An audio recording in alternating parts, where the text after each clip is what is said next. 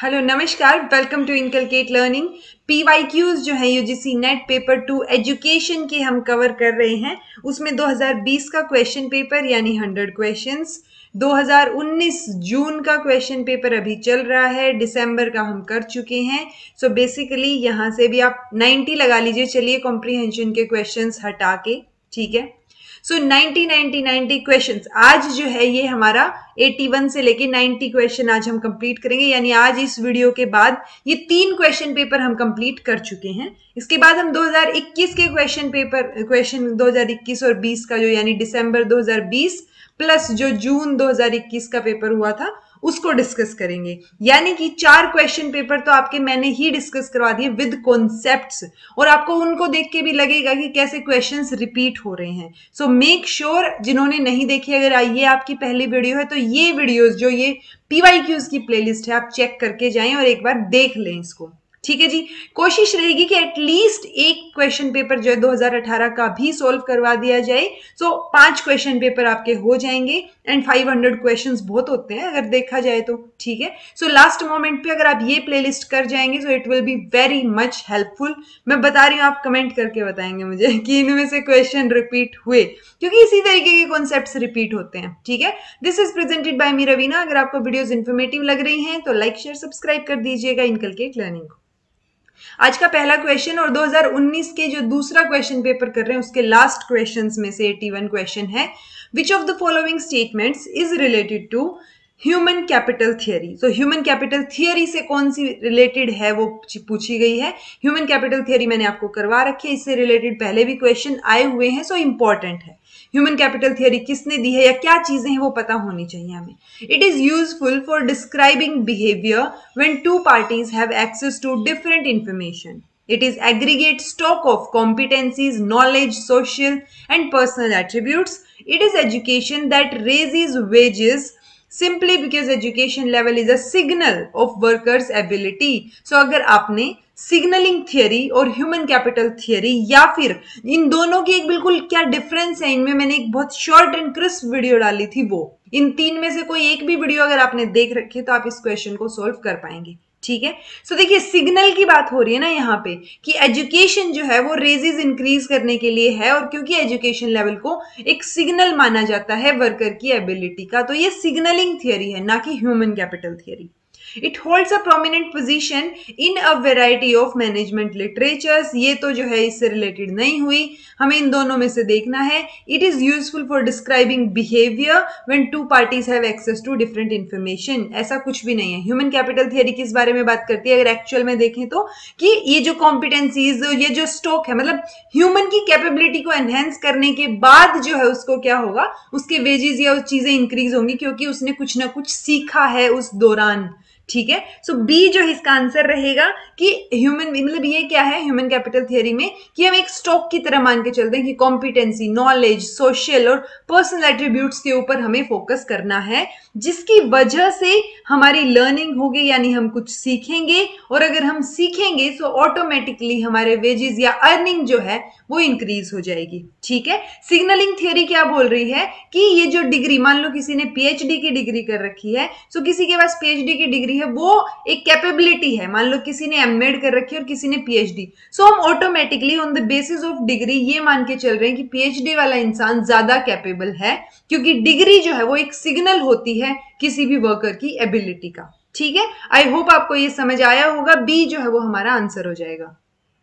A teacher researcher has obtained data from a questionnaire used for teachers and head teachers in form of contingency table of 3x3. So 3x3 की table में हमें इस तरीके से जो है data मिला है एंजाइटी और अवेयरनेस लेवल के बारे में, ठीक है। किसका? टीचर और हेड टीचर्स का। Which statistical test will indicate whether the two variables are interdependent or not? ठीक है। सो किससे पता चलेगा कि वो इंटरडिपेंडेंट हैं? सो जब ज्यादा की हो रही होती है, जैसे यहाँ पे 3x3 की टेबल दे दी ना, सो आंसर इसका काई स्क्वायर टेस्ट रहेगा। ये तीनों टेस्ट जो है स्पीयरमैन रैंक तो फिर भी हमारे सिलेबस में मेंशन है बिल्कुल नाम से, ये दोनों नाम से मेंशन नहीं है बट क्वेश्चन में आए हुए हैं तो हमें पता होने चाहिए कि क्या है, तो वो देख लेते हैं। काई स्क्वायर टेस्ट जो है of interdependence determine whether there is an association between categorical variable और नॉट। तो ये ध्यान रखिएगा कि वो इंडिपेंडेंट है या रिलेटेड है, ये हमें काई स्क्वायर टेस्ट से पता चल जाएगा। विल्कोक्सन साइंड रैंक टेस्ट जो है वो भी पॉपुलर है, नॉन पैरामेट्रिक सब्स्टिट्यूट है किसका, टी टेस्ट का। टी टेस्ट क्या है, पैरामेट्रिक टेस्ट है। सो ये जो छोटे मोटे टेस्ट है ना, टी टेस्ट, एफ टेस्ट, जी टेस्ट, इन सब के बारे में मैंने शॉर्ट एंड क्रिस्प वीडियोस में चीजें डाल रखी हैं, एक बार उनको देख जाइएगा अगर आप स्टैट को बिल्कुल छोड़ के भी जा रहे हैं तो, ठीक है। It assumes that data follow the symmetrical distribution, यानी एनपीसी को फॉलो करेगा ये। It is used when there are 2 nominal variables and 1 measurement variable. So 2 nominal और 1 मेजरमेंट वेरिएबल होना इसमें जरूरी है, तब जाके हम विल्कोक्सन साइंड रैंक टेस्ट को यूज करेंगे। स्पीयरमैन का rank difference method of correlation, ये कोरिलेशन बताने के लिए है कि 2 वेरिएबल्स में क्या रिलेशन है, और इसमें कोरिलेशन जब हम बताते हैं तो हम +1 से लेके -1 तक की वैल्यूज को लेके चलते हैं। तो ये बेसिकली क्या करता है, it is use to summarise the strength और डायरेक्शन की पॉजिटिव है या नेगेटिव रिलेशनशिप है 2 वेरिएबल्स के बीच में, वो कौन बताएगा हमें, स्पीयरमैन रैंक डिफरेंस मेथड बता देगा, ठीक है जी। ईटा कोफिशिएंट क्या है, test is a method for determining the strength of association, यानी कि कितने स्ट्रेंथ के साथ उनके अंदर रिलेशनशिप है बिटवीन अ कैटेगोरिकल वेरिएबल, कोई भी वेरिएबल हो सकते हैं, typically the dependent variable and a scale और इंटरवल लेवल वेरिएबल। तो स्केल जो है ये पर्टिकुलर स्केल भी हमें बता दिया, और किस तरीके के जो है क्या रिलेशन, मतलब कितनी स्ट्रेंथ के साथ एसोसिएशन होगा, क्या रिलेशनशिप रहेगा, वो ये बताता है हमें। नेक्स्ट क्वेश्चन है, इन रैंडमली कॉन्स्टिट्यूटेड 2 ग्रुप हैं, एक्सपेरिमेंटल और कंट्रोल ग्रुप। रिसर्चर ने चीजें कंडक्ट की, पैरामेट्रिक टी टेस्ट वो यूज कर रहे हैं। टी टेस्ट हमने पढ़ा था कि n की वैल्यू <30 होनी चाहिए, स्मॉल ग्रुप के लिए हम टी टेस्ट यूज करते हैं। सो देखा जाए तो लॉजिकली तो ये क्वेश्चन ही गलत हो गया, बट स्टिल ये पूछ रहे हैं यहाँ पे कि रिसर्च हाइपोथेसिस या नल हाइपोथेसिस कौन सी में हम क्या एक्सेप्ट करेंगे, क्या रिजेक्ट करेंगे। सो वैसे तो ये क्वेश्चन ही गलत होना चाहिए मेरे हिसाब से तो, बट स्टिल इसका आंसर दे रखा है कि हम नल हाइपोथेसिस को रिजेक्ट कर लेंगे और रिसर्च हाइपोथेसिस को एक्सेप्ट कर लेंगे। नेक्स्ट क्वेश्चन है, from the following list identify those which are relevant for theory of rational choice. तो थियरी ऑफ रैशनल चॉइस अगर हमने नहीं भी पढ़ी है तो हमें पता चल रहा है कि एक लॉजिकल रीजनिंग रहेगी, रैशनैलिटी रहेगी अगर हम कोई भी डिसीजन मेकिंग कर रहे हैं तो। सो इसमें क्या रहेगा, aggregation of social behaviour, random behaviour, determinants of behaviour, prediction of behaviour, study of interest groups, या behaviour problems associated with information. So देखिए जब रैशनल की बात कर रहे हैं तो रैंडम बिहेवियर तो नहीं होगा जहां तक मुझे लग रहा है, ठीक है। सो बी तो हट गया, अगर बी हट गया तो ये देखिए बी यानी सी और ए तो जो है वो हमारे गलत हो गए। उसके बाद हमसे वो यहाँ पे देखिए ऑप्शन देखेंगे तो ए, सी और डी तो कंफर्म है, यानी aggregation of social behaviour, determinants of behaviour और प्रिडिक्शन ऑफ बिहेवियर। अब ये बिहेवियर किस चीज का होगा, तो इंटरेस्ट ग्रुप की स्टडी कर रहे हैं ना, तो ये ई जो है ऑप्शन रहेगा, बी आंसर हमारा सही हो जाएगा। ये रैशनल चॉइस थियरी है जिसमें हमेशा यही बताया जाएगा कि एक इंडिविजुअलिटी और एक रैशनल चॉइस आपको दिखेगी, यानी कि कोई भी डिसीजन अगर आप ले रहे हैं, कोई भी अचीवमेंट आउटकम्स निकल के आ रहे हैं तो उसके पीछे क्या रहेगा, एक रीजनिंग रहेगी, वो ध्यान रखिएगा। A teacher is faced with the problem of choosing the appropriate teaching method for transaction of a course content. Which branch of philosophy will most appropriately describe his or her predicament?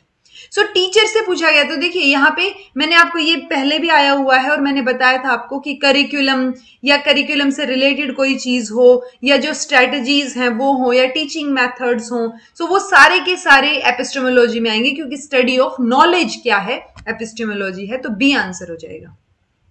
Principle of child, the school, education itself are shaped largely by social and cultural forces.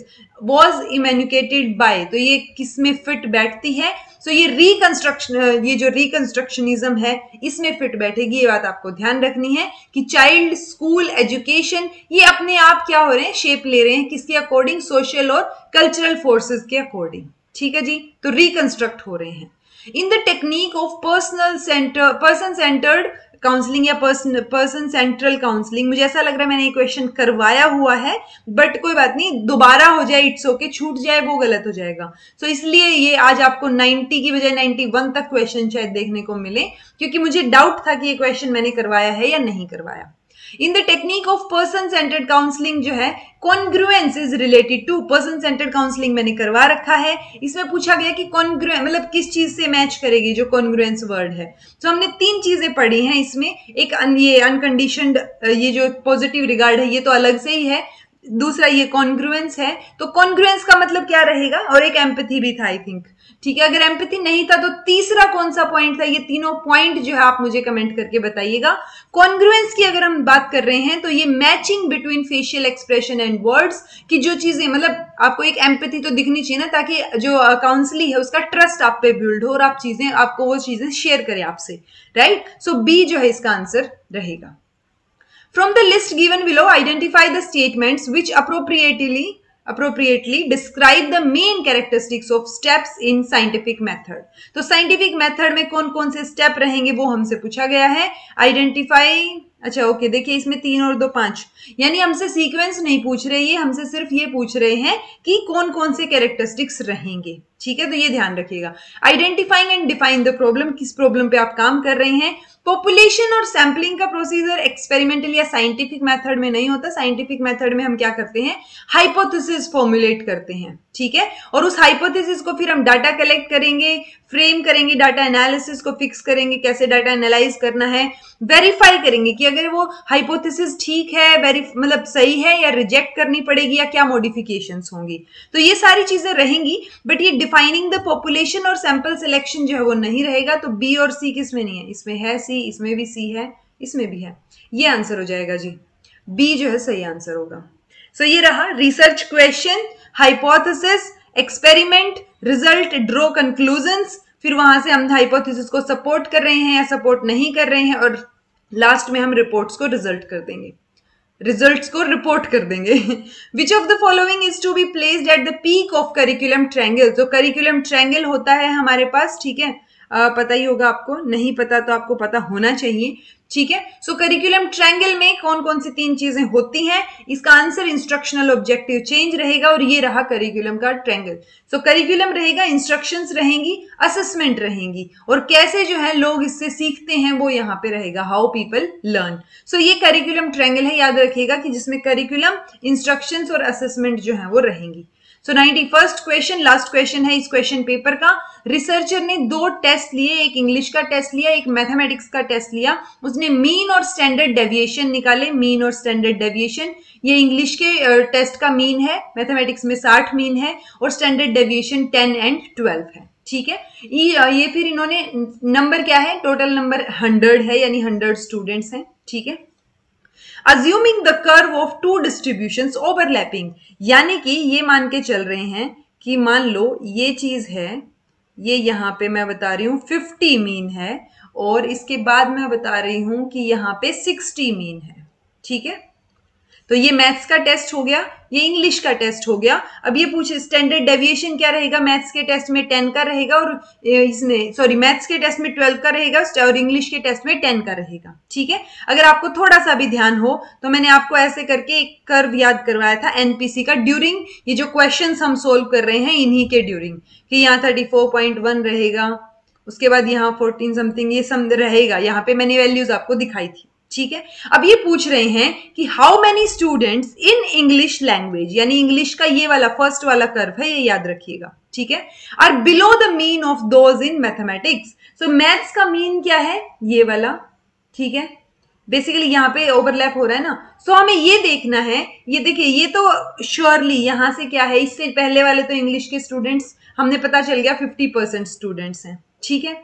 ये 50% तो ये हो गए, लेकिन ये जो curve का जो एरिया है, ओवरलैपिंग एरिया है ना, हमें ये निकालना है और 50 में प्लस कर देना है। अगर आपको यहां दिख रहा हो तो ये क्या हुआ, 50 और 60 10 का डिफरेंस आ रहा है, ठीक है। और ये जो हमारा हमने क्या बोला था 10, मतलब ये जो अगर ये 50 है और ये 10 के डिफरेंस के बाद यहाँ 60 है, सो 10 का डिफरेंस मतलब 1 अल्फा हो गया, और 1 अल्फा में 34.1 होता है। तो अगर 50 और 34.1 को प्लस करेंगे सो 84 हमारे पास क्या आ जाएगा, आंसर आ जाएगा, ठीक है जी।